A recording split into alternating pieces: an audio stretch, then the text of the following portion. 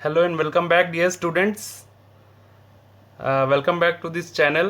Myself CA रौनक अग्रवाल और आज हम करेंगे चैप्टर 8 कंट्रोलिंग का फुल रिवीजन इन ए फास्ट फॉरवर्ड मैनर। और ये जो रिवीजन वीडियो है ये बहुत ज़्यादा हेल्पफुल होगा आपके लिए जब आप एट द टाइम आप जब रिवाइज करेंगे। जैसा कि आप सब जानते हैं चैप्टर 8 अपन ख़त्म कर चुके हैं और चैप्टर 8 का ऐसे तो छोटा सा चैप्टर था but still revision video is always important for all the chapter आप पढ़ते हैं तब आप टॉपिक को ज़रूर समझ जाते हैं, लेकिन पूरा चैप्टर को एक साथ समझने में जो चार्म है वो आपको नहीं मिल पाता है। और एक कई जगह ऐसा भी होता है कि चैप्टर का ग्रिप हम नहीं कर पाते हैं, ग्रिप नहीं ले पाते हैं, तो इसीलिए ये वीडियो रिवीजन वीडियो मैं बनाता हूँ। और जैसे आप जानते हैं कि चैप्टर 4 से ये रिवीजन वीडियो का सिलसिला चालू है। चैप्टर 4, 5, 6 जैसे जैसे अपन ख़त्म किए हैं 4, 5, 6, 7, 8 तक जैसे चैप्टर आपको ये इस चैनल पे मिल जाएंगे, उसके साथ साथ उन चैप्टर्स का रिवीजन वीडियो भी आप देख पाएंगे इस चैनल पे। और ये रिवीजन वीडियो जो है ये तो वैसे तो कोई भी स्टूडेंट्स कर सकता है इसको, बट स्टिल जो बच्चे पहले से क्लास किए हुए हैं उनको ये वीडियो बहुत ज़्यादा समझ में आएगा, और जो नए बच्चे हैं वो भी इसको कर सकते हैं, वो भी इसको समझ सकते हैं, वो भी इससे फ़ायदा ले सकते हैं।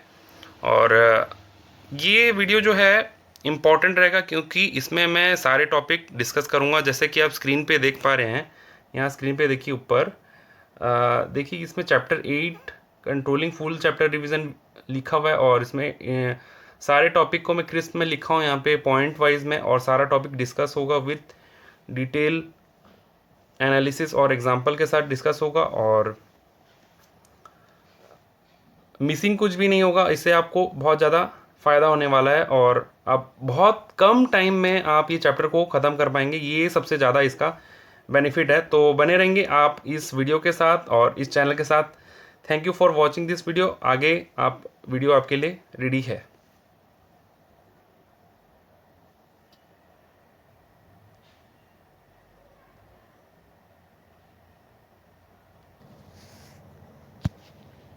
तो पहले मैं बता दूं कि इस चैप्टर में कितने सारे टॉपिक हैं। जितने टॉपिक हैं मैं यहाँ पे एक बार ब्रीफ कर देता हूँ आपको फटाफट से।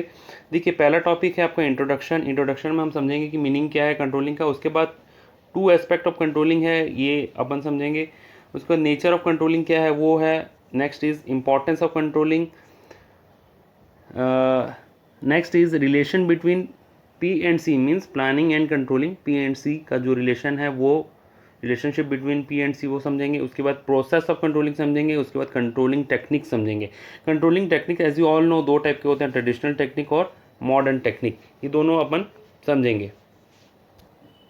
तो पहला वाला जो टॉपिक है introduction. As you all know controlling chapter सबके बाद आता है, प्लानिंग, ऑर्गेनाइजिंग, स्टाफिंग, डायरेक्टिंग के बाद कंट्रोलिंग आता है।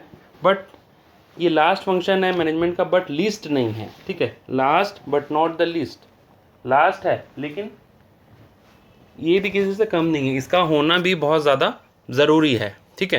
तो इंट्रोडक्शन का मतलब वही है। इंट्रोडक्शन में अपन वही समझेंगे कंपैरिजन। इंट्रोडक्शन में अपन ये समझेंगे कंट्रोलिंग का मीनिंग क्या है, ठीक है। कंट्रोलिंग हम क्यों कर रहे हैं, ठीक है। कंट्रोलिंग में होता क्या है बेसिकली। देखिए कंट्रोलिंग में पहले तो ये है कि comparison between plan and actual. As you all know, एक पहले जब अपन प्लानिंग करते हैं, ठीक है, तो प्लान के अकॉर्डिंग सारा काम हुआ है या नहीं वो उसको चेक करते हैं, ठीक है। इसको स्टैंडर्ड भी बोला जाता है, उसको बोलते हैं प्लान वर्सेस एक्चुअल, और एक्चुअली हम कितना काम कर पाए, ठीक है। एग्जांपल के तौर पे जैसे कि मैं पहले भी दिया था आपके क्लासेस में, ये एग्जांपल था कि जैसे आज हम सोचे थे कि आज का डेट क्या है। सपोज आज का डेट है, मान लीजिए 1 जुलाई 2020। तो 1 जुलाई 2020 को हम सोचे थे कि आज हम 6 आवर्स की पढ़ाई करेंगे, 6 आवर्स पढ़ाई करेंगे, लेकिन हमने सिर्फ पढ़ा 4 घंटा। डिफरेंस कितना है दोनों में, 2 आवर्स का, ठीक है। तो इसमें से ये हो गया अपना प्लानिंग वाला फंक्शन। प्लान जो है इसको स्टैंडर्ड भी बोला जाता है। ये एक्चुअल और डेविएशन मतलब क्या है, ये 2 दोनों का डिफरेंस जो होता है वो डेविएशन होता है। फिर इसके बाद अपन क्या करते हैं कि रीज़न, ये 2 घंटा हम क्यों कम पढ़े, इसका रीज़न हम निकालेंगे कि क्यों, कैसा, क्या कोई प्रॉब्लम आ गया था, कि घर में कोई गेस्ट आ गए थे, या फिर हम किसी अदर एक्टिविटी में बिजी हो गए थे, या फिर हम खेलने लग गए थे। तो उसका रीज़न जानेंगे और करेक्टिव एक्शन लेंगे, ताकि ये जो 2 घंटा का डिफरेंस आया ये आगे से ना आए। उसी तरीके से कंपनी में भी कंट्रोलिंग का फीचर लगाया जाता है। जैसे कि अब कोई प्रोडक्ट का कॉस्ट हम सोचे थे, कि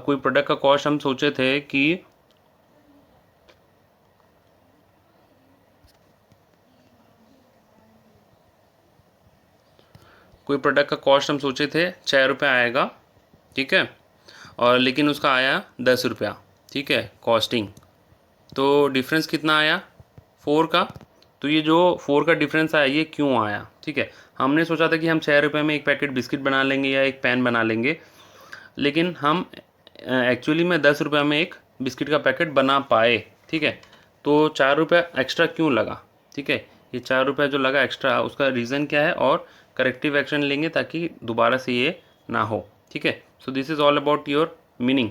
अब देखो इसमें 2 चीज़ है, टू एस्पेक्ट मतलब क्या है, स्ट्रैटेजिक कंट्रोल और ऑपरेशनल कंट्रोल। मान लो कि ये जो डिफरेंस आया, इसके 2 सर्कमस्टेंस हो सकते हैं, ठीक है। सपोज हम बिस्किट बनाने का सोचे थे 6 में, ये वाला 1 सिचुएशन है, सिचुएशन ए, ठीक है, ये सिचुएशन ए है। यहाँ मैं लिखता हूँ सिचुएशन बी। हम सोचे थे 6 रुपये में, लेकिन बिस्किट बना 4 रुपये में, डिफरेंस आया 2। मतलब हम ये प्लान किए थे, ये प्लान था हमारा, प्लानिंग था 6 रुपये में बनाएंगे, लेकिन एक्चुअल में 4 रुपये में ही बन गया, ठीक है, मतलब कम में बना। तो ये जो है 2 जो है ये पॉजिटिव है ना, मतलब पॉजिटिव डिफरेंस आया, और यहाँ पे क्या है, नेगेटिव। देखो यहाँ पे ये 6 रुपया जो है प्लान था अपना, और एक्चुअल में हम बनाए थे 10 रुपये में बिस्किट, तो 4 रुपया ज़्यादा लगा, 4 रुपया अधिक लगा, ठीक है। तो ये 4 रुपया जो है ये नेगेटिव है, और यहाँ पे हम सोचे थे कि 6 रुपये में बिस्किट बनाएंगे, लेकिन हम 4 में ही बना लिए, तो 2 रुपया हमारा बचा, तो ये पॉजिटिव है।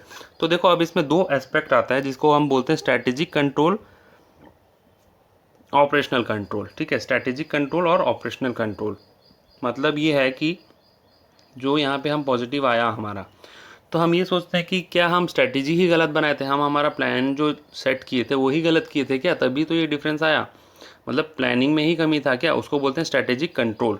तो ये जो 2 रुपये का डिफरेंस आया, और मान लो यहाँ पे जो है 4 रुपये का डिफरेंस आया, मतलब 4 रुपये ज़्यादा लगा, और यहाँ पे क्या 2 रुपये कम लगा। तो यहाँ पे जो 4 रुपये ज़्यादा लगा, हम रीज़न में ये सोचेंगे कि हमारा कोई ऑपरेशनल में फॉल्ट है क्या, इसको बोलते हैं ऑपरेशनल कंट्रोल। ऑपरेशन में फॉल्ट यानी कि मान लो हम काम करने के तरीके गलत कर रहे हैं, मान लो हमारा वेस्टेज ज़्यादा हो रहा है, या फिर एम्प्लॉय लोग चोरी कर रहे हैं, कुछ भी, तो उसको बोला जाएगा ऑपरेशनल कंट्रोल, ठीक है। नेक्स्ट हम आगे बढ़ते हैं नेचर की तरफ। देखो एक बात बताता हूँ डियर स्टूडेंट्स, कि ये जो रिवीजन वीडियो है ये थोड़ा सा फास्ट रहेगा ही रहेगा, क्योंकि इसमें मेरे को आपको कम टाइम में कंप्लीट करके देना है आपको रिवीजन वीडियो। ये ज़्यादा मतलब एक ही टॉपिक को स्लोली मैं नहीं पढ़ाऊँगा। अगर आपको डिटेल में पढ़ना है तो आप रिवीजन क्लास के अलावा जो नॉर्मल क्लासेस हैं वहाँ पर आप पढ़ लीजिए, वहाँ पर डिटेल में एकदम आराम आराम से पढ़ाया गया ये सारा टॉपिक। और ये जो क्लास है ये रिवीजन के लिए, इसीलिए मैं यहाँ पे थोड़ा सा आपको स्पीड जो है ज़्यादा लगेगा, ठीक है। तो नेक्स्ट टॉपिक पे अपन बढ़ते हैं अभी नेचर की तरफ, ठीक है।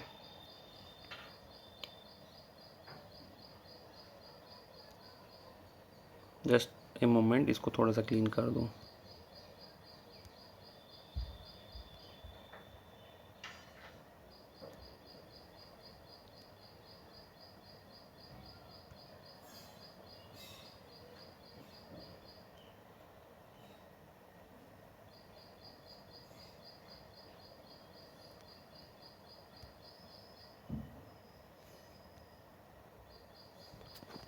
ठीक है, तो now the topic is nature. Nature का मतलब अपन नेचर ऑफ कंट्रोलिंग अपन पढ़े थे, ठीक है। तो नेचर का एक शॉर्ट फॉर्म है, या कोड वर्ड बोल दीजिए इसको, CGP-FB। CGP-FB मतलब ये कोड वर्ड है, जो नॉर्मल क्लास किए हैं स्टूडेंट उनको पता है कि ये CGP-FB में इसका पॉइंट छुपा हुआ है, नेचर ऑफ कंट्रोलिंग का पॉइंट छुपा हुआ है।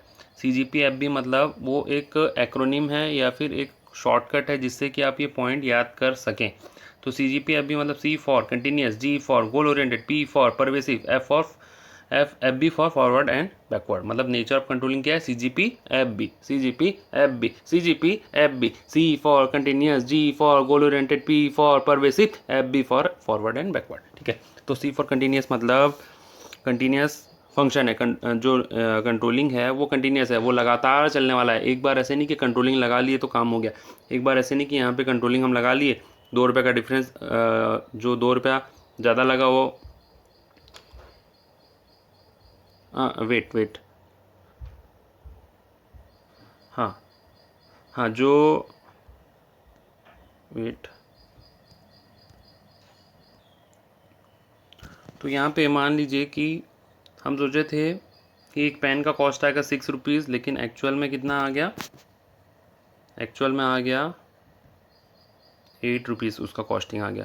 तो 2 रुपया जो है ये एक्स्ट्रा लगा ना। ये दूसरा एग्जांपल है, पहले वाले से इसको कंपेयर मत करो। ये है पेन का एग्जांपल है। ठीक है, पेन कंपनी ने पेन बनाने का सोचा। ठीक है, कंपनी ने पेन बनाने का सोचा और कंपनी ने प्लान किया था कि वो 6 रुपये में पेन बना लेगा, लेकिन एक्चुअल में उसका कॉस्टिंग आ गया 8 रुपीज़। तो 2 रुपये एक्स्ट्रा लगा, तो ये एक्स्ट्रा है। ठीक है, तो ये एक बार हमने एक्स्ट्रा निकाल दिया, तो क्या एक ही बार में काम खत्म हो गया? नहीं, ये कंटिन्यूस बेसिस में जब तक कंपनी पेन बनाता रहेगा लाइफ टाइम, वो हर बार चेक करेगा। तो ये it is known as continuous. ठीक है, next is goal oriented. Goal oriented मतलब कंट्रोलिंग जो है वो गोल ओरिएंटेड है, गोल को अचीव करवाने में हेल्प करता है कंट्रोलिंग फंक्शन जो है। ठीक है, वैसे तो देखो प्लानिंग भी गोल ओरिएंटेड फंक्शन था। ठीक है, और कंट्रोलिंग में ये है कि जो प्लान है उसके अकॉर्डिंग सारा कुछ चल रहा है नहीं। ठीक है, डिफरेंस है तो क्यों है, और वो हमेशा गोल को अचीव करवाने में हेल्प करता है। ठीक है, परवेसिव मतलब एज यू ऑल नो, तू ही तू हर जगह, आजकल यूँ क्यों है, ये जो एक सॉन्ग है, सॉन्ग का एक लाइन है, वो मैं बोलता हूँ परवेसिव के लिए, क्योंकि ये हर लेवल में कंट्रोलिंग का फंक्शन यूज़ होगा, चाहे वो टॉप लेवल मैनेजर हो, चाहे वो मिडिल लेवल मैनेजर हो, चाहे वो बॉटम लेवल या लोअर लेवल मैनेजर हो, उसको कंट्रोलिंग का फंक्शन यूज़ करना पड़ेगा ताकि अपने काम में वो एफिशिएंसी लेके आ पाए और गोल को अचीव करवा पाए। ठीक है, and the last one is forward and backward. Means controlling forward भी है और बैकवर्ड भी है। फॉरवर्ड क्यों है वो बाद में बताऊंगा, पहले बैकवर्ड। देखो बैकवर्ड क्यों है, देखो पहले हमने सोचा था 6 रुपये में हम पेन बनाएंगे, लेकिन एक्चुअल में 8 रुपये में बनाए, तो 2 रुपया एक्स्ट्रा लगा। तो 2 रुपया एक्स्ट्रा लगा तो उसका रीज़न जानेगा, अब उसका रीज़न अब निकाला जाएगा कि क्यों लगा। तो रीज़न जो जानेंगे हम, फिर से बैकवर्ड देखेंगे। ठीक है, फिर से देखेंगे कि कोई गलती तो नहीं है, तो इसीलिए बैकवर्ड लुकिंग है। और फॉरवर्ड लुकिंग क्यों है, अब रीज़न जानने के बाद हम ये देखेंगे कि क्या रीज़न था जिस कारण से इतना रुपया एक्स्ट्रा लगा। तो जो न्यू प्लान बनाएंगे हम, न्यू प्लान जो बनाएंगे वो इस रीजन को देख करके बनाएंगे। ठीक है, जो न्यू प्लान हम बनाएंगे, यहाँ पे न्यू प्लान बनाएंगे, वो रीजन को देख करके प्लान को, नया प्लान बनाएंगे एडजस्ट करके कि हाँ 6 रुपये में पॉसिबल नहीं है और हम इसको रिवाइज करके 8 रुपये कर दें। ठीक है, तो it is called as both forward and backward looking. ठीक है,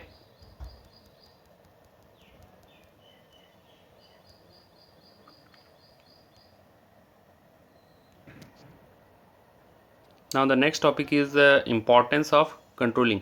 लाइकवाइज जैसे CGP-FB था, वैसे ही रेड सॉक है। Red sock R for resource, E for employ, D for discipline, S for standard, O for organizational goal और C for coordination. ठीक है, तो यहाँ पे अब मैं बता दूँ कि कैसे है। पहला है रिसोर्स। रिसोर्स का क्या होगा, ऑप्टिमम यूटिलाइजेशन। ठीक है, रिसोर्स का क्या होगा, एफिशिएंट यूज़ होगा और ऑप्टिमम यूटिलाइजेशन होगा। क्योंकि देखो हम पहले से कंट्रोलिंग में हम ये प्लान बना लेते हैं कि कंट्रोलिंग अप्लाई करने के लिए हम प्लान बना लेते हैं कि एक पेन बनाने के लिए कितना रिसोर्स लगेगा। ठीक है, तो सपोज मान लो कि एक पेन बनाने के लिए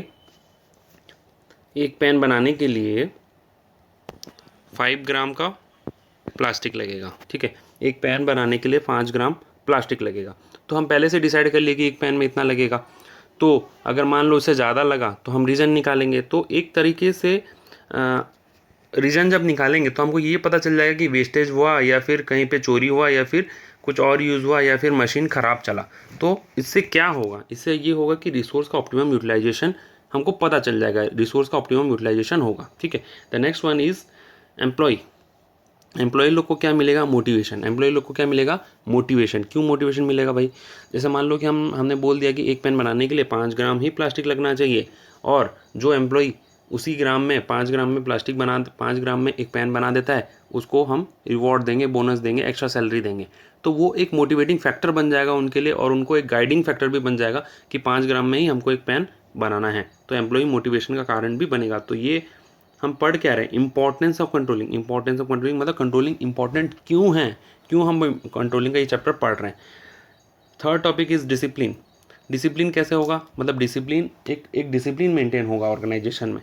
जैसे रिसोर्स का एक प्रॉपर यूज़ होगा, सब कुछ सही तरीके से होगा, कोई चोरी नहीं होगा, कुछ भी वेस्टेज नहीं होगा, तो एक डिसिप्लिन आएगा ऑर्गेनाइजेशन में। ठीक है। इसके बाद सॉक का एस फॉर स्टैंडर्ड।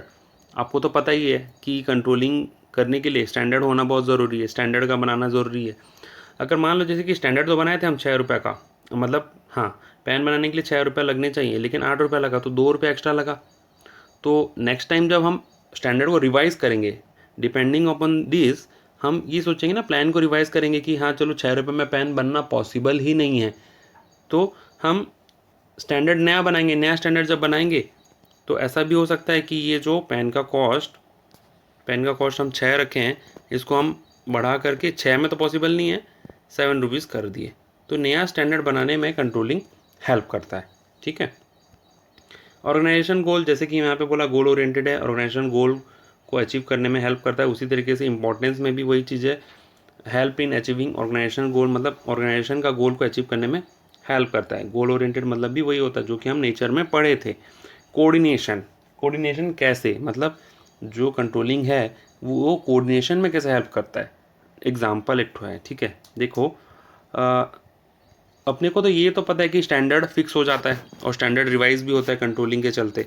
जैसे कि यहाँ पे पहले फिक्स हुआ था 6 रुपया, फिर अपन देखे कंट्रोलिंग लगाने के बाद हम देखे कि एक्स्ट्रा लग रहा है, फिर हम अपना स्टैंडर्ड को रिवाइज करके 7 रुपया फिक्स कर दिए। तो उसी तरीके से जब स्टैंडर्ड फिक्स होता ही है तो ये कोऑर्डिनेशन में कैसे हेल्प करता है? कोऑर्डिनेशन बिटवीन डिफरेंट डिपार्टमेंट, जैसे कि प्रोडक्शन डिपार्टमेंट, सेल्स डिपार्टमेंट के बीच में कोऑर्डिनेशन आ जाता है। उसी तरीके से ऑर्गेनाइजेशन के हर डिपार्टमेंट के बीच में एक कोऑर्डिनेशन हो जाता है। क्यों? कंट्रोलिंग की वजह से। क्यों, कैसे होता है वो बता रहा हूँ। जैसे मान लो कि एक प्रोडक्शन डिपार्टमेंट ने फिक्स किया था कि अगर मैं 100 ग्राम प्लास्टिक ले आऊँ तो उससे 20 पेन आराम से मैन्युफैक्चर हो जाएंगे। ठीक है।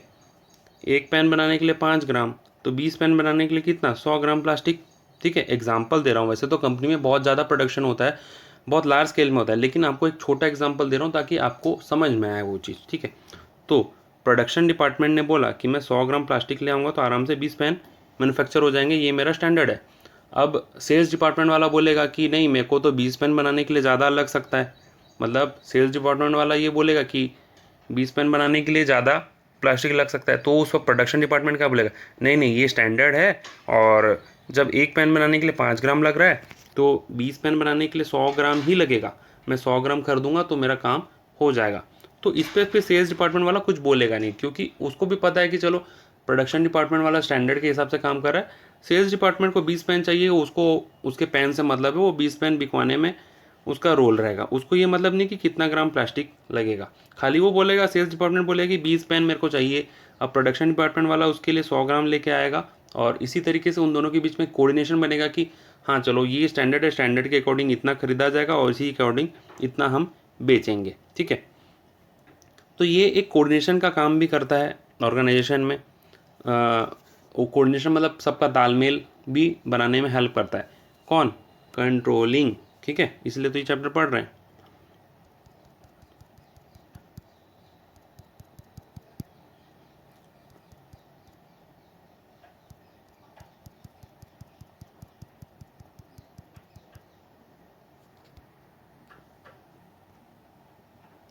The next is relation between P and C। Relation between P and C मतलब क्या है मतलब प्लानिंग और कंट्रोलिंग, P मतलब प्लानिंग और C मतलब कंट्रोलिंग। जैसे कि मैं बताया था प्लानिंग और कंट्रोलिंग जो हैं वो जुड़वा भाई की तरह है, ठीक है, और दोनों के बीच में कुछ ना कुछ तो रिश्ता है। ये रिश्ता क्या कहलाता है वो चीज़ अपन अभी सीखेंगे कि ये रिश्ता क्या कहलाता है। पहला नेचर एंड कंसेप्ट। नेचर में यही बताया गया है कि प्लानिंग जो है वो बेसिक फंक्शन है और डिपार्टमेंट का, ऑर्गेनाइजेशन का। और प्लानिंग क्या करता है, प्रेजेंट पोजीशन और फ्यूचर पोजीशन के बीच में जो गैप है उसको दूर करता है।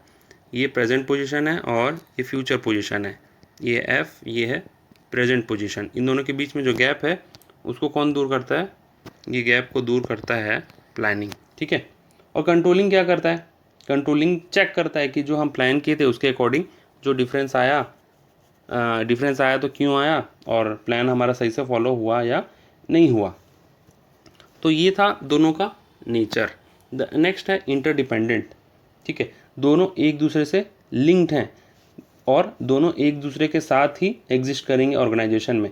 एक फंक्शन नहीं होगा तो दूसरा भी नहीं होगा। क्यों, देखो अगर मान लो कि प्लान किए थे, यही एग्जांपल को मैं ले रहा हूँ ताकि आपके दिमाग में फिट हो जाए ये चीज़।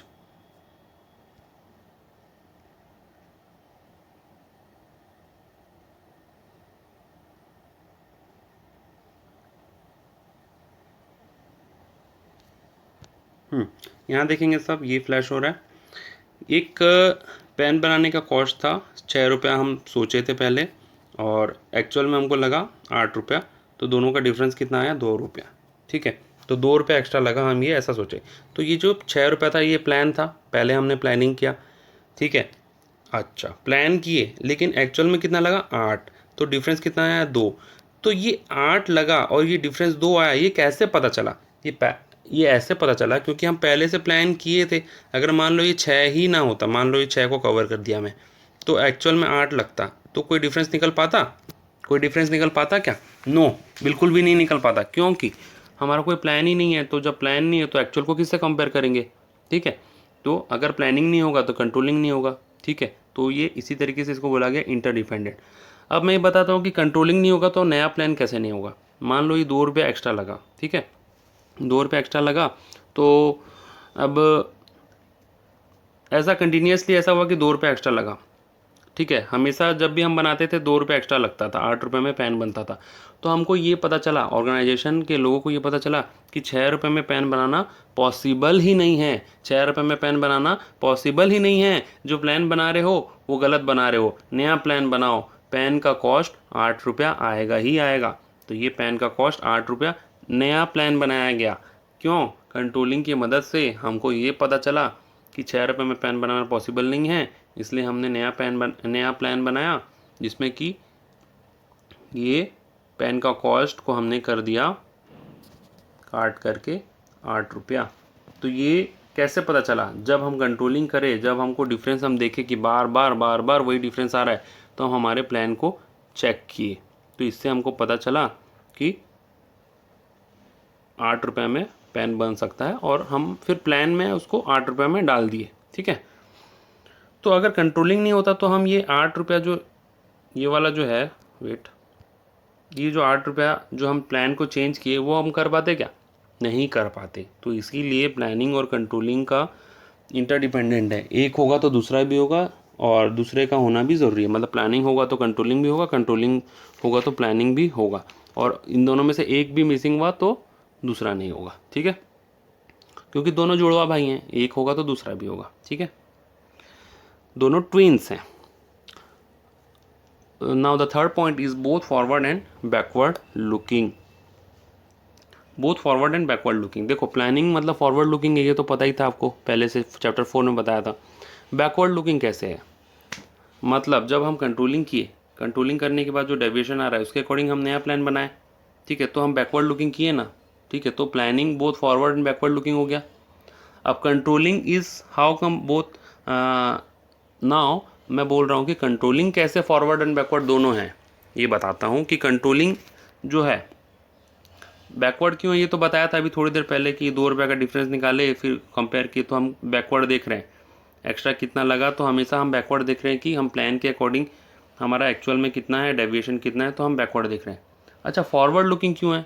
क्योंकि कंट्रोलिंग जो है एक कंटिन्यूस फंक्शन है, यहाँ पे हम पढ़े थे ना, कंटिन्यूस फंक्शन। और जब कंटिन्यूस है उसके अकॉर्डिंग हम हमारे प्लान को चेंज करते हैं, है ना। हाँ, तो हमारे प्लान को चेंज करते हैं हम कंट्रोलिंग में। तो जब रीज़न निकालते हैं, यहाँ पे डेविएशन आता है, डिफरेंस आता है, उसका रीज़न निकालते हैं और करेक्टिव एक्शन जो लेते हैं और उसके अकॉर्डिंग प्लान को जब चेंज करते हैं तो हम फॉरवर्ड की तरफ देखते हैं, आगे की तरफ देखते हैं, ठीक है। तो जब भी हम करेक्टिव एक्शन लेते हैं, रीज़न निकालते हैं, वो फॉरवर्ड की तरफ होता है, इसीलिए कंट्रोलिंग को फॉरवर्ड भी बोला गया है, ठीक है। तो दोनों planning and controlling forward looking और बैकवर्ड लुकिंग भी है। तो इसमें इनडायरेक्ट क्वेश्चन आता है घुमा घुमा करके, ये पॉइंट बहुत ज़्यादा इंपॉर्टेंट है, इसको ध्यान से सुनिए और इसको दिमाग में रखिए आप, ठीक है। बहुत इनडायरेक्ट और बहुत ट्रिकी क्वेश्चन आता है इसी पॉइंट से, ठीक है। The next point is planning is prescriptive whereas controlling is evaluative. मैं पी प्रेस्क्रिप्टिव सी इवेल्युएटिव लिखा हूँ ना, तो planning is prescriptive, controlling is evaluative. मतलब प्लानिंग जो है बताता है कि ऐसा करना है। जब आप डॉक्टर के पास जाते हैं तो डॉक्टर आपको क्या देते हैं? प्रेस्क्रिप्शन, तो आपको बताते हैं कि ये मेडिसिन खाना है। तो उसी तरीके से प्लानिंग क्या करता है? आपको बताता है कि ऐसा जाना है, वैसा करना है, ये काम करना है। प्लान है ना वो तो बताएगा आपको।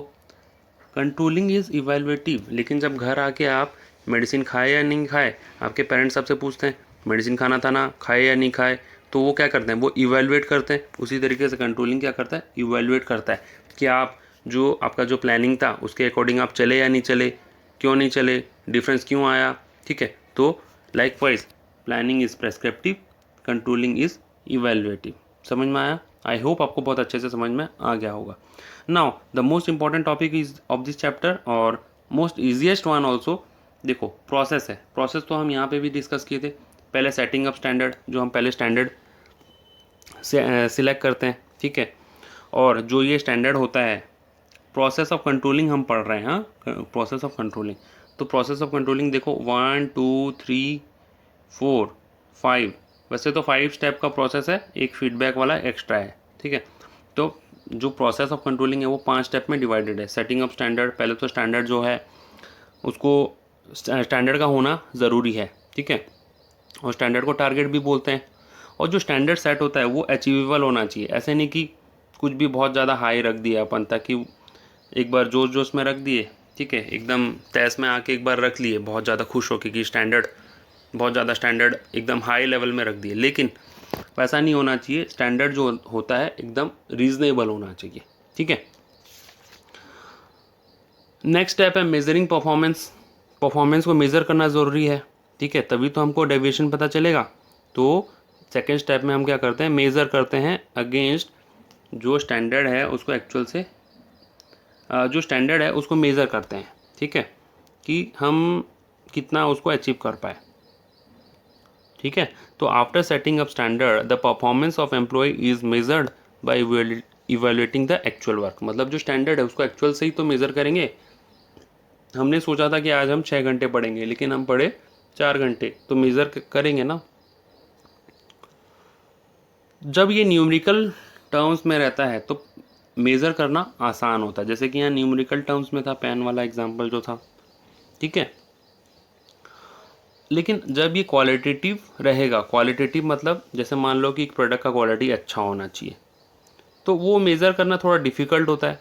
और जो मेज़रमेंट ऑफ परफॉर्मेंस है ये बोथ टर्म्स में होना चाहिए, बोथ क्वालिटेटिव एंड क्वांटिटेटिव। मतलब क्वालिटेटिव मतलब हमने सोचा तो था कि हम 6 रुपये में पेन बनाएंगे, लेकिन हम बनाए 8 रुपये में, ठीक है। तो ये जो 2 रुपये का डिफरेंस आया, तो क्वांटिटी वाइज तो डिफरेंस आया, 2 रुपये एक्स्ट्रा लगा, लेकिन क्वालिटी वाइज भी हमको चेक करना है कि क्वालिटी वाइज भी पेन अच्छा बना या नहीं बना। क्वालिटी वाइज हम जितना जैसा सोचे थे, जितना जिस लेवल का पेन हम सोचे थे उस लेवल का बना या नहीं बना। कंपैरिजन मतलब तो पता है आपको, डिफरेंस निकालना, कंपेयर करना, ठीक है। कंपेयर करना किसको? ये दोनों बिट को, तो ये कंपैरिजन में आएगा। एनालाइजिंग डेविएशन मतलब जो डेविएशन आया, जो अपना डिफरेंस आया, जो डिफरेंस आई है इसको एनालाइज करना, ये क्यों लगा, क्यों एक्स्ट्रा लगा 2 रुपया, वगैरह वगैरह, ठीक है।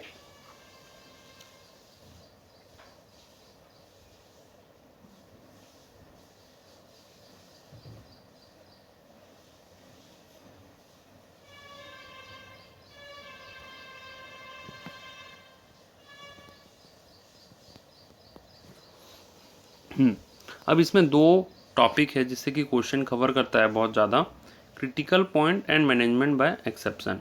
क्रिटिकल पॉइंट कंट्रोल मतलब एकदम सिंपल है। क्रिटिकल पॉइंट कंट्रोल मतलब जो आपका कोर एरिया है कंपनी का, आप उसमें कंट्रोल लगाइए, ठीक है।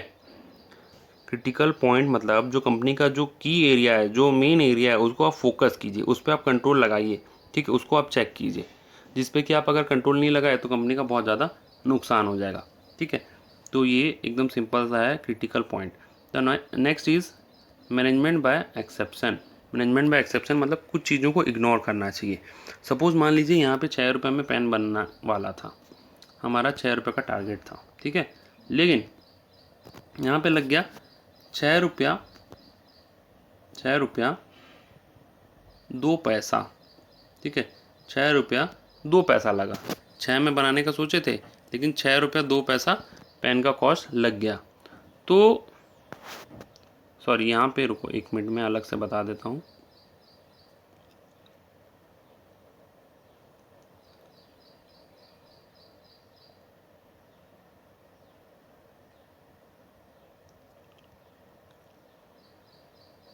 यहाँ लेफ्ट साइड में देखेंगे, 6 रुपये में पेन बनाने का सोचे थे, लेकिन एक्चुअल में लगा 6 रुपया 2 पैसा।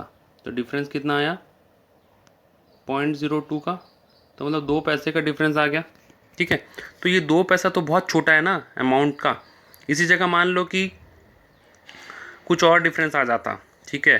जैसे मान लो पेन बनाने का कॉस्ट यहाँ 6 रुपये 2 पैसे की जगह यहाँ पे आ जाता 8 रुपया या 9 रुपया, तो वो बड़ा डिफरेंस था, ठीक है। तो उसको मैनेजमेंट को ध्यान देना चाहिए। और ऐसे छोटा जो डिफरेंस आता है उसको, छोटा मतलब जो छोटा प्रॉब्लम आता है या छोटा डेविएशन आता है उसको इग्नोर करना चाहिए। तो इसको बोलते हैं मैनेजमेंट बाय एक्सेप्शन, इसको बोलते हैं मैनेजमेंट बाय एक्सेप्शन, ठीक है। इसको एक सुंदर लाइन से आपके एनसीईआरटी क्वेश्चन में फ्रेम किया गया है। मैनेजमेंट बाय एक्सेप्शन को एक सुंदर सा क्वेश्चन है, ठीक है। मैं रीड कर रहा हूँ। An effort to control everything may end up in controlling nothing. An effort to controlling everything may end up in controlling nothing. क्या मैं लिख दूँ इस चीज़ को?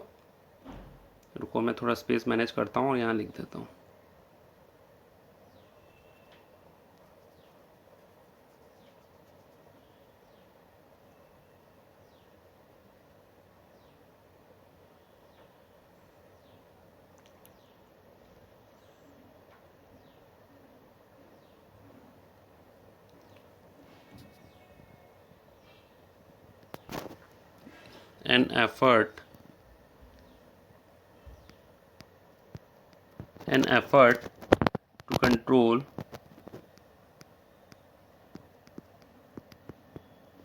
an effort to control everything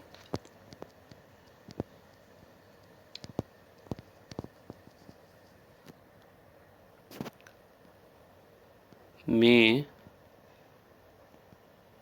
end up in, इधर लिखा हूँ लेफ्ट साइड में देखिए, may end up in controlling nothing. Explain, ठीक है। तो ये एक क्वेश्चन है आपका एनसीईआरटी का, बहुत इंपॉर्टेंट क्वेश्चन है और इनडायरेक्ट वे में पूछा है, जैसे कि बच्चे इससे घबरा जाएं, ठीक है। तो लेकिन घबराना नहीं है, इसका सिंपल एक आंसर होगा मैनेजमेंट बाय एक्सेप्शन, और इसको आपको एक्सप्लेन करना है, ठीक है। ये क्वेश्चन को ज़रूर आप ध्यान में रखेंगे और बिल्कुल भी इसको छोड़ के नहीं जाएंगे एग्ज़ाम के लिए, ठीक है। तो नेक्स्ट अब हम आगे बढ़ते हैं। नेक्स्ट जो है करेक्टिव एक्शन लेना। प्रोसेस में आप जानते तो हैं कि जो अपन डेविएशन निकाले उसके बाद चुप बैठना है क्या, उसके बाद नहीं, करेक्टिव एक्शन लेना है कि रीज़न निकाल करके हम करेक्टिव एक्शन लेंगे कि जो वो आगे से वो गलती ना हो। मतलब यहाँ पे 6 रुपये में हम पेन बनाने का सोचे थे, एक्चुअल में लगा 8 रुपये, तो 2 रुपये एक्स्ट्रा क्यों लगा, वो रीज़न निकालेंगे और करेक्टिव एक्शन लेंगे।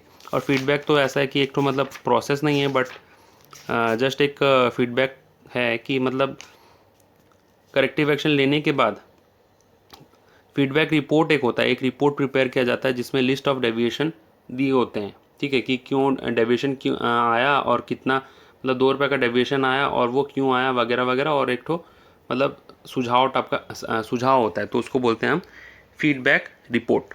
ठीक है, तो ये फीडबैक वाला स्टेप है। तो ये 5 स्टेप में वैसे तो कंट्रोलिंग है, एक है फीडबैक, और ये फीडबैक कोई प्रोसेस नहीं है, ये एक रिपोर्ट का नाम है। ठीक है, अब अपन कंट्रोलिंग टेक्निक्स की तरफ ध्यान देंगे। ये टॉपिक आपके एनसीईआरटी बुक में दिया गया है, तो इसको अपन इग्नोर नहीं कर सकते। मैं थोड़ा स्पेस मैनेज कर लूँ ताकि ये टॉपिक भी आपको दिख जाए।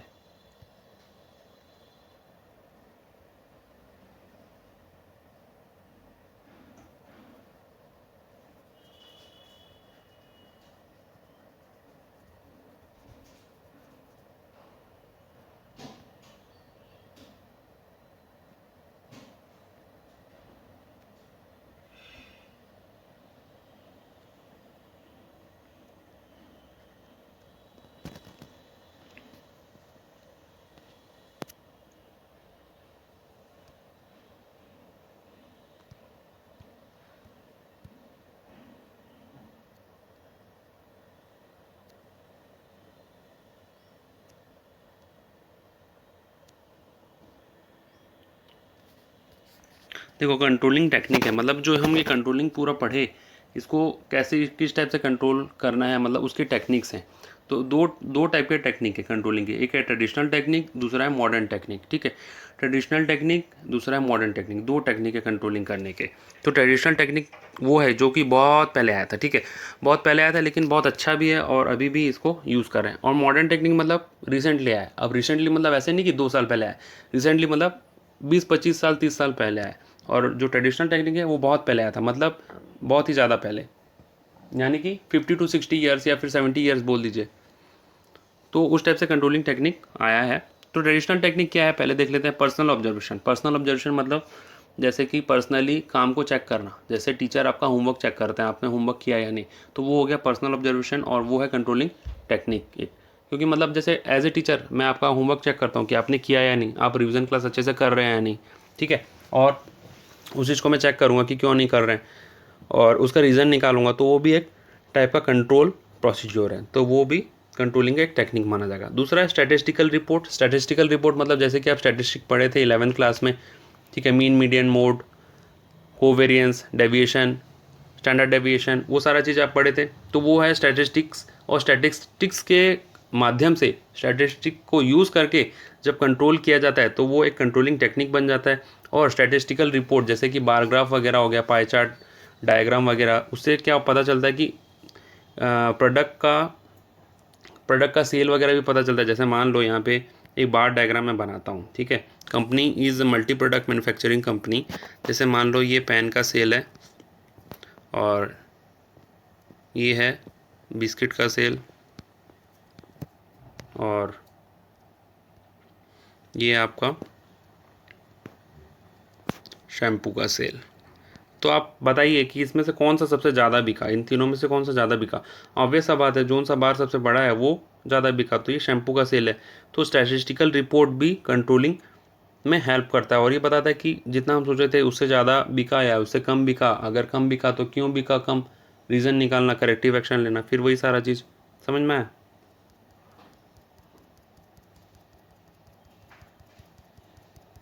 Now the next is break even analysis. Break even analysis याद होगा आपको, नॉर्मल क्लास में बताया था। अभी देखो, ब्रेक इवन एनालिसिस मतलब ये है कि नो प्रॉफिट नो लॉस। ठीक है, ब्रेक इवन मतलब no profit no loss. Company में देखो फिक्स कॉस्ट भी होता है, वेरिएबल कॉस्ट भी होता है। देखो, ये ब्रेक इवन एनालिसिस एक इन डेप्थ टॉपिक है, इसके लिए मैं अभी अगर 5 घंटा भी बोलूँ ना तो कम है। ठीक है, तो ये रिवीजन क्लास है, मैं यहाँ ज़्यादा बोल नहीं सकता। आपको डेप्थ में पढ़ना है तो आप नॉर्मल क्लास में पढ़ लीजिए। ब्रेक इवन एनालिसिस उसमें विथ डायग्राम में बताया हूँ, यहाँ पे अभी शॉर्ट में बता देता हूँ, क्योंकि ब्रेक इवन एनालिसिस एक ऐसा टॉपिक है ना जिसके लिए एक बुक भी कम है, और अभी मैं 5 आवर्स इसमें बोलूँ तो वो भी कम है। ठीक है, तो ब्रेक इवन एनालिसिस वैसे तो एक टेक्निक है जो कि बताता है कि हम अभी प्रॉफिट में हैं या लॉस में हैं, या फिर नो प्रॉफिट नो लॉस में। वैसे तो ब्रेक इवन का मतलब है कि नो प्रॉफिट नो लॉस, और कंपनी में फिक्स कॉस्ट भी होता है, वेरिएबल कॉस्ट भी होता है, और प्रॉफिट भी होता है। तो ये ब्रेक इवन एनालिसिस बताता क्या है, ये बताता है कि हम किस पॉइंट में किस पॉइंट में हमारा खर्चा और हमारा इनकम बराबर हो गया है, किस पॉइंट में हमारा खर्चा और हमारा इनकम बराबर हो गया है, यानी कि हम ना तो प्रॉफिट की स्थिति में हैं ना लॉस की स्थिति में हैं, दोनों बराबर की स्थिति में हैं। ये हमको कौन बताता है? Break even analysis. और इसका एक डायग्राम भी है जो नॉर्मल क्लास में है, आप वहाँ से देख सकते हैं। और ये ब्रेक इवन एनालिसिस इतना इंपॉर्टेंट क्यों है? क्योंकि यही तो हमको बताता है कि हम कब प्रॉफिट में हैं, कब लॉस में हैं, और प्रॉफिट में तो कितने प्रॉफिट में, लॉस में तो कितना लॉस में, रीज़न क्या है, डेविएशन क्या है, तो सब कुछ ये बताता है। तो इसीलिए एक बहुत ही ज़्यादा इंपॉर्टेंट कंट्रोलिंग टेक्निक माना जाता है। Now the last one is budgetary control. Budgetary control मतलब बजट बना बना के कंट्रोल करना, बजट बना बना के कंट्रोल करना। अलग अलग टाइप के बजट बनते हैं कंपनी में। सेल्स बजट बनता है, परचेज बजट बनता है, कैश बजट बनता है, ठीक है, कैपिटल बजट बनता है। सेल्स बजट मतलब जैसे कि हमने टारगेट किया था कि 200 यूनिट कार बेचेंगे। जैसे कि अभी रिसेंटली क्या हुआ, क्रेटा का कार का सेल हुआ, ठीक है। क्रेटा कार जो है, Hyundai क्रेटा का न्यू मॉडल अभी लॉन्च हुआ है, ठीक है। तो न्यू मॉडल लॉन्च हुआ है, तो जून में कंपनी का टारगेट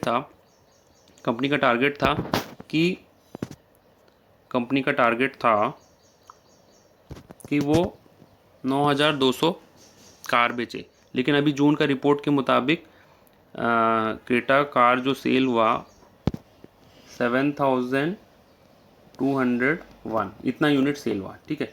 तो ये सेल्स बजट था कंपनी का 9,000 यूनिट कार का, क्रेटा कार का, लेकिन एक्चुअल में इतना हुआ, ठीक है। तो जो डिफरेंस आया, कम क्यों आया, ठीक है। कम इसलिए, मान लो अब रीज़न निकालेंगे, लॉकडाउन के वक्त लोगों के पास पैसा नहीं, इसलिए वो नहीं खरीदे, वरना और भी ज़्यादा होता। वरना ये भी हो सकता था कि 9,200 का जो टारगेट है इससे भी ज़्यादा चले जाता। तो इसको हम बोलते हैं sales budget. Likewise purchase budget भी होता है कि हमको मान लो 9,200 यूनिट क्रेटा कार बनाने के लिए हमको टायर्स खरीदने थे, ठीक है। हमको टायर्स खरीदने थे 40,000 पीसेस, ठीक है।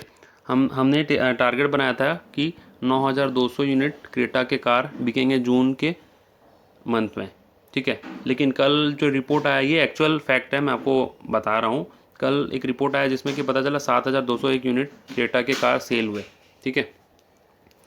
तो कल, यानी कल का डेट था 4 जुलाई।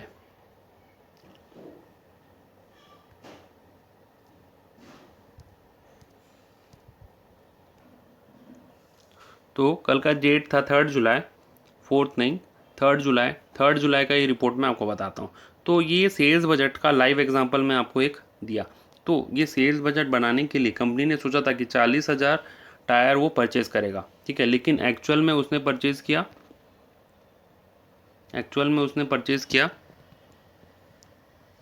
30,000, ठीक है। तो वो कम क्यों परचेज़ किया, ठीक है। उसका रीज़न निकालेगा, डिफरेंस निकालेगा, तो वो हो जाएगा आपका sales budget. Likewise cash budget भी होता है। कैश बजट आप अपने फ्रेंड की पार्टी में भी बनाते हैं कि हम इतना खर्चा करेंगे, इतना इसमें, इतना केक में खर्चा करेंगे, इतना पार्टी में खर्चा करेंगे, इतना रिटर्न गिफ्ट में करेंगे, वो आपका हो गया कैश बजट, ठीक है। तो वो होता है एक बजटरी कंट्रोल, और वो एक इम्पॉर्टेंट टेक्निक है कंट्रोलिंग का, ठीक है। Now we will discuss the modern techniques of controlling, ठीक है। मॉडर्न टेक्निक्स में आता है, देखो, मॉडर्न टेक्निक है पहला return on investment. Return on investment मतलब ये है कि आपका जो आपने इन्वेस्टमेंट किया उसके ऊपर आपने कितना रिटर्न पाया, ठीक है। रिटर्न ऑन इन्वेस्टमेंट भी एक इम्पॉर्टेंट कंट्रोलिंग टेक्निक माना जाता है कि मान लो जैसे आपने इन्वेस्ट किया था 10 रुपया, ठीक है। आपको 10 रुपये में रिटर्न चाहिए था 2 रुपया, लेकिन आपने एक्चुअल में कितना पाया, ठीक है। आपने मान लो 5 रुपये पाया, तो रिटर्न ऑन इन्वेस्टमेंट आपका 5 रुपया हुआ। तो रिटर्न ऑन इन्वेस्टमेंट भी एक कंट्रोलिंग टेक्निक होता है, मॉडर्न टेक्निक, जो कि बहुत ही यूज़फुल होता है, और ये चेक करने में हेल्प करता है कि हमने हमारा डिज़ायर्ड रिटर्न हमको मिला या नहीं मिला। नेक्स्ट इस रेशियो एनालिसिस। कंपनी में बहुत टाइप के रेशियो होते हैं, current ratio, fixed turnover ratio, ठीक है, इन्वेंट्री टर्नओवर रेशियो। तो रेशियो से हमको ये पता चलता है कि हमारा जो डिज़ायर्ड रिजल्ट मिलना था उतना मिला या नहीं मिला, क्यों कम मिला।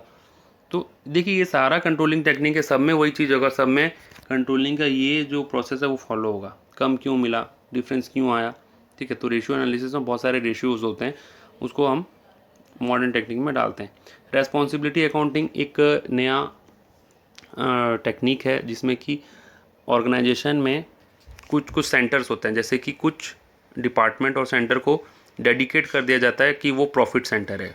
मतलब जैसे मान लो सेल्स डिपार्टमेंट को हम डेडिकेट कर दिए कि वो प्रॉफिट सेंटर है, उसको सिर्फ प्रॉफिट से मतलब है, ठीक है, उसको कॉस्ट से कोई लेना देना नहीं है, वो प्रॉफिट को हमेशा चेक करेगा कि प्रॉफिट सही आया नहीं आया, ठीक है, तो वो प्रॉफिट सेंटर माना जाएगा।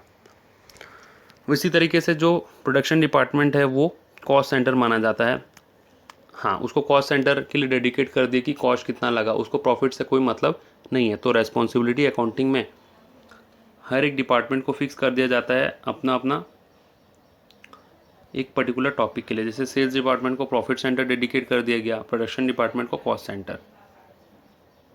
Management audit is again A controlling technique जो कि हेल्प करता है मैनेजमेंट को, मैनेजमेंट का परफॉर्मेंस को चेक करता है। मैनेजमेंट ऑडिट कि वो लोग सही से परफॉर्मेंस कर रहे हैं या नहीं, मैनेजमेंट फंक्शन का सही से फॉलो अप हो रहा है या नहीं, मैनेजमेंट फंक्शन जैसे कि planning, organising, staffing, directing, controlling, ये सब सही से फॉलो हो रहा है या नहीं, मैनेजमेंट में कोई कमी तो नहीं है, मैनेजमेंट सही से काम कर रहे हैं या नहीं, तो उसको चेक करता है मैनेजमेंट ऑडिट। और ये एक मॉडर्न टेक्निक है कंट्रोलिंग का। पर्ट CPM, जैसे कि मैंने बताया था आपको नॉर्मल क्लास में, पर्ट CPM एक पर्ट का फुल फॉर्म है programme evaluation and review technique, और CPM का मतलब है कि क्रिटिकल पाथ मेथड। तो पर्ट में अपन क्या करते हैं कि जो काम करने के लिए जितना टाइम लगना चाहिए था उससे ज़्यादा लगा क्या, ठीक है, उससे ज़्यादा लगा तो क्यों लगा, क्या करेंगे तो टाइम कम लगेगा। वैसे तो ये दोनों टेक्निक एक ही टाइप के हैं, ठीक है, ये दोनों टेक्निक सिमिलर हैं। तो उसमें हम पाथ चेक करते हैं, ठीक है, कि मतलब किस पाथ से करेंगे, किस प्रोसेस से फॉलो करेंगे तो टाइम कम लगेगा, 1 2 3, ठीक है, और 3 से 4 या फिर 3 से 5 या 4 से 5, किस टाइप से करेंगे तो टाइम कम लगेगा। तो इसी टाइप से हम करते हैं।